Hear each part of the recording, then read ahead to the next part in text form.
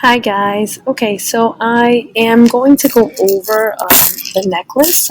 Hopefully you already actively read. Remember that when you are actively reading, you are going to be highlighting, you're going to be underlining, circling, making some brackets, some lines, some questions, a little bit of a summary. You want to incorporate all of this and try to really have a discussion with the text while you're reading. Okay, super important. I'm going to send you another email today. This video is going to be available on Edpuzzle, and I'm going to put it back up on Canvas. But you need to watch it on Edpuzzle to get credit, and you also want to make sure that you are maybe adding some notes while you are following along with me. Okay, so please make sure that you do that. So I'm just going to follow along on the screen. Don't mind me. But we started off the necklace and we found out about this individual who seems to be very beautiful but very concerned with her financial status in the world, and she's not happy. She dreams about all of these expensive, luxurious things. You guys did a great job of analyzing this and identifying some characteristics of her. You mentioned she was greedy, jealous, ungrateful, doesn't have her feet on the ground. You guys all did a good job with that. So I'm going to scroll down if you guys just follow. And I just want to mention that they did say her name. So this is Monsieur and Madame Loisel, okay? That is the couple that we are talking about. Madame Loisel is obviously the woman that was originally described. We left off knowing that she has an invitation to go to this big party, but she is clearly very upset at her husband for, getting this invitation, and he's confused. So when we move on to the next page, we see that she's upset because she doesn't have something to wear, and that could be like the worst thing ever. So she kind of convinces him to somehow give her money. She says about 400 francs. Francs is the monetary unit that is used in France at the time. So we now know a little bit more of our setting. Our setting takes place in France. I would jot that down.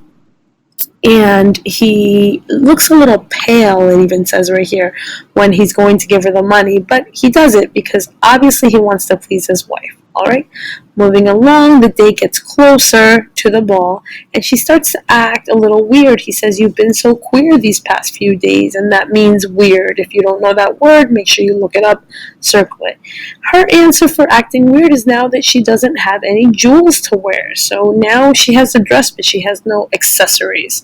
And so the husband makes a suggestion of wearing flowers, but she refuses. So he makes another suggestion to go see a friend of hers. Remember we mentioned earlier on she has a friend that's very rich that she used to go visit from time to time. Well, this is the friend, Madame Forestier, okay, to lend her some jewels. So she goes, she's super excited.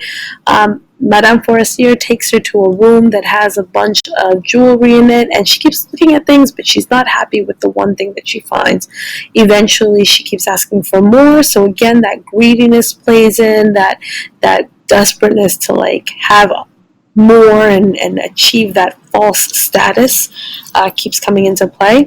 And she finds this black satin box. I don't know if you guys know what I'm talking about, but if you don't, I would Google black satin box with diamonds and see what comes up. It's usually, this beautiful box that has some kind of fancy jewelry inside of it. So she finds this black satin box with diamonds, and that's the one she asks for. Madame Forestier says, sure, no problem. They go to the ball. The day of the ball, she has the time of her life. She dances with a bunch of people. She has a great time. Her husband, in the meantime, is in another room, basically sleeping since midnight, and she danced all the way until 4 o'clock in the morning. I'm sure you guys can relate. Some of you, maybe when you go to a party with your parents and your parents are with all their friends and you're bored, so you go to another room, sometimes you fall asleep, that kind of thing. It's the same setup. So the husband, again, doing this all for his wife to please her, and she's just soaking it all in. At the end of the night, he goes to cover her with a wrap, and it's one of those old wraps, and she's like, oh my god, get away from me, I don't even want to wear this wrap, I'm so embarrassed. Again, even at 4 in the morning, after having gotten all this attention and being told how beautiful she is and looking amazing, she is still concerned about status at the end. She wants to maintain this false status that she has portrayed to all the people she met at this party. Well, they finally go off their way and they get home. And when she gets home, she realizes she no longer has the necklace around her neck. Maybe you want to think of some predictions, if you didn't already, of what's going to happen as a result of this. I would have freaked out probably. Those of you who have lost something before, you know what that feeling is like. So she says she's lost the necklace. They have no idea. The husband, Monsieur Loisel, goes off to find the necklace. Again, it's 4 in the morning. He was supposed to go to work at 10. He goes and spends 3 more hours because it says that he came back around 7 o'clock and he found nothing. So that means he probably only slept a couple of hours before he had to go to work. And then after the fact, they go to the police station and they put a reward out, nothing. So he suggests that she write a letter to her friend because, again, we're talking about back in the day in France setting. So there were no cell phones, there were no, any type of technology to reach out. So they wrote a letter to her telling her that she broke the clasp of her necklace and she needed a little more time.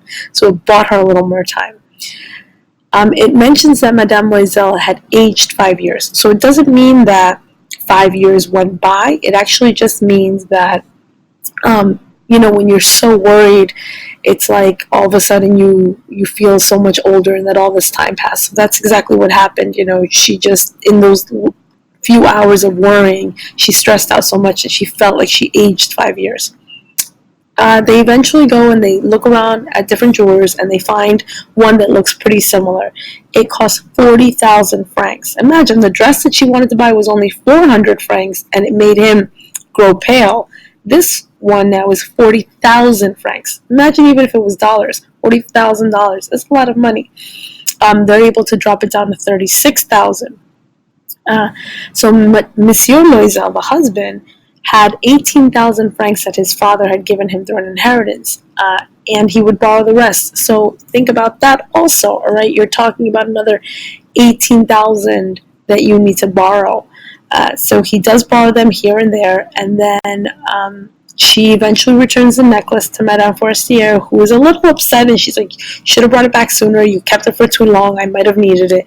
So she doesn't say anything, but because now they have to pay back all of these things that they borrowed, they have to change their lifestyle. So she says, Madame Loisel now knew the horrible existence of the needy. All right? So the dreadful debt had to be paid. This paragraph right over here. They dismissed their servant. They had to change their lodgings, which is where they lived.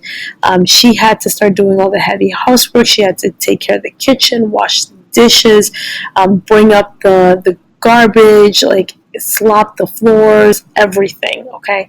So that heavy, hard work, definitely was able to get them to pay off their debt.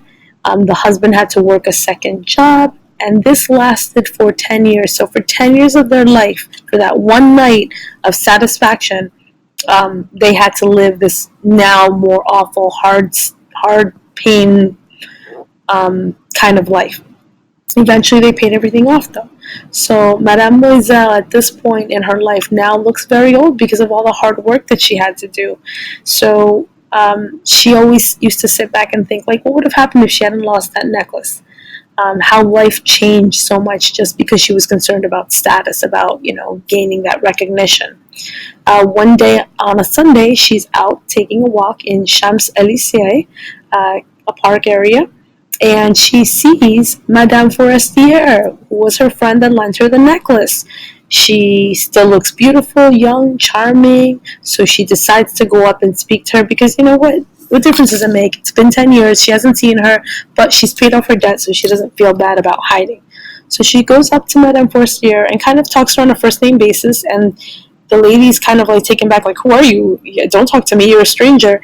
Doesn't recognize her friend, and she's like, oh my gosh. And she's like, no, I am Mathilde Loisel, right? And so she's like, how have you changed? And she tells her about the necklace, and that she paid it off, and it was all her fault. And Madame Forestier tells her at the very end, oh my goodness, it was a fake necklace. My necklace probably cost 500 francs. That is the end, ladies and gentlemen. I hope you enjoyed.